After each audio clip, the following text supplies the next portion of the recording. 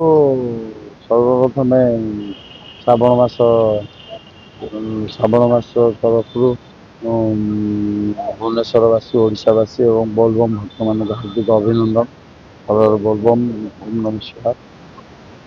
ଦେଖନ୍ତୁ ଯାହା ହଉ ଆଜି ଶ୍ରାବଣ ମାସରେ ଭକ୍ତମାନେ ଗଡ଼ଗଡ଼ିଆ ହେତୁ ପାଣି ଉଠେଇ ଯାହାର ମାନସିକ ନିମନ୍ତେ ପାଣି ନେଇ ଯାଉଛନ୍ତି।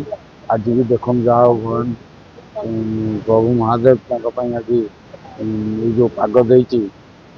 ଗତ ଥର ବହୁତ ଲୋକ ବହୁତ କଷ୍ଟରେ ଆସିଲେ, ବହୁତ କଷ୍ଟରେ ଆସି ଲୋକ ଆରଥରକ ଆମର ଏଠି 1500-1600 ଲୋକ ରାତି 1-2ଟାରେ ଆସିଲେ, ଯେହେତୁ ସକାଳୁ ଟିକେ ଖରା ଥିଲା ଲୋକ ଆସିପାରୁନଥିଲେ। ସମସ୍ତେ ୱେଟ୍ କରିଥିଲେ ଟିକେ ପାଗ ଦେଲେ ଯିବେ ବୋଲି। ଆରଥରକ ବର୍ଷା ନଥିଲା, ଯାହା ହଉ ଏଥର ଭଗବାନଙ୍କ କୃପାରୁ ବର୍ଷା ଟିକେ ହେଇଛି। ଭକ୍ତମାନେ ସବୁ ଆସିଛନ୍ତି। ଆମର ଦିନରୁ ଲୋକ ଆସିଥିଲେ। ଦିନରେ ଆମର 200 ଲୋକଙ୍କ ପାଇଁ ଅରୁଆ ଡାଲମା ଖଟା ଖିରି ହେଇଥିଲା। ଆଉ ଏବେ ଆମର ବର୍ତ୍ତମାନ ପାଇଁ ପୁରୀ, ଖିରି, ବୁଟ ଆଳୁ ତରକାରୀ, ଆମର ଆପି ମେଡ଼ିସିନ ବିଭିନ୍ନ ପ୍ରକାର ପଣା ବି ଆମର ଛେନା, ନଡ଼ିଆ, କଦଳୀ, କୋରାଖଇ, କାଜୁ, କିସମିସ ଆଉ ଅମୁଲ ପଡ଼ିକି ପଣା ବି ହେଇଛି। ଭକ୍ତମାନଙ୍କୁ ପଣା ବି ଦିଆହେଉଛି।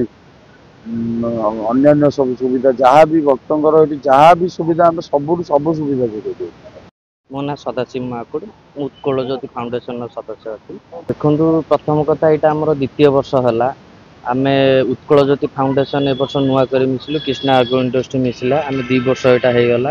ଏଇଟା 2 ବର୍ଷର ଏଇଟା ତୃତୀୟ ପାଳି ହେଇଛି।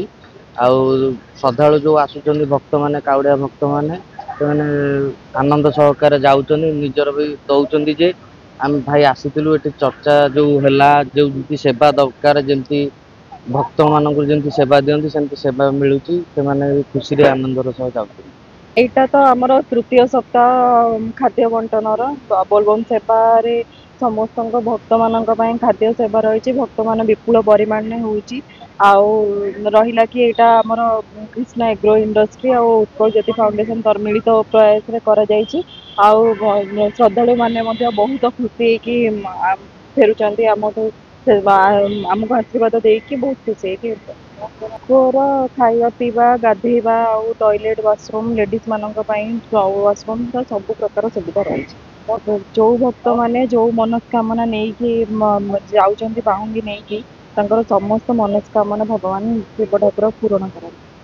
ଆସିନଥିଲି, ଆଜି ଫାଷ୍ଟ ଆସିଛି। ବାବୁ ଆସିକି ଏଠି କହୁଛନ୍ତି ଆମର ଫାଷ୍ଟ ପାଳି ବି ହଉଛି ଏଠି। ଆର ପାଳି ମୁଁ ବି ଏଠିକି ପାଣି ନେଇକି ଆସିଥିଲି। ଏଇଠି ରହିଥିଲି। ରହିକି ଆମ ଗାଁ ମନ୍ଦିରରେ ମୁଁ ଯାଇ ପାଣି ଢାଳିଥିଲି। ଆଉ ଏଠି ଏମିତି ସୁବିଧା କିଛି ନଥିଲା। ଯୋଉ ବର୍ଷ ମୁଁ ଆର ବର୍ଷ ଆସିଥିଲି ବହୁତ ହଇରାଣ ହେଇଥିଲୁ ଆମେ। ଏଠି କିଛି ସୁବିଧା ନଥିଲା, ଆମେ ଯିବା ପାଇଁ ଅସୁବିଧା ହେଇଥିଲା।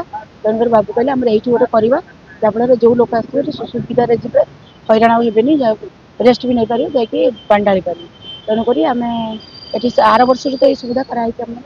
ବହୁତ ଖୁସି ଅଛି। ବହୁତ ଖୁସି ଅଛି। ବହୁତ ଲୋକ ଆସିଛନ୍ତି, ବହୁତ ବି ଖୁସି ଅଛି। ଆର ବର୍ଷ ବି ବହୁତ ଲୋକ ଆସିଥିଲେ। ଆଉ ଏ ବର୍ଷ ବି ବହୁତ ଲୋକ ଆସିଛନ୍ତି। ଆର ପାଳି ବି ବହୁତ ଲୋକ ଆସିଥିଲେ। ଆଉ ମୁଁ ନିଜେ ଆସିଥିଲି, ନିଜେ ବି ରହିକି ରେଷ୍ଟ ନେଇକି ଯାଇଛି। ଯଦି ଆଙ୍କର କିଛି କରିଥିବେ ସେ ଧନ୍ୟବାଦ ଦେବେ ଆମକୁ।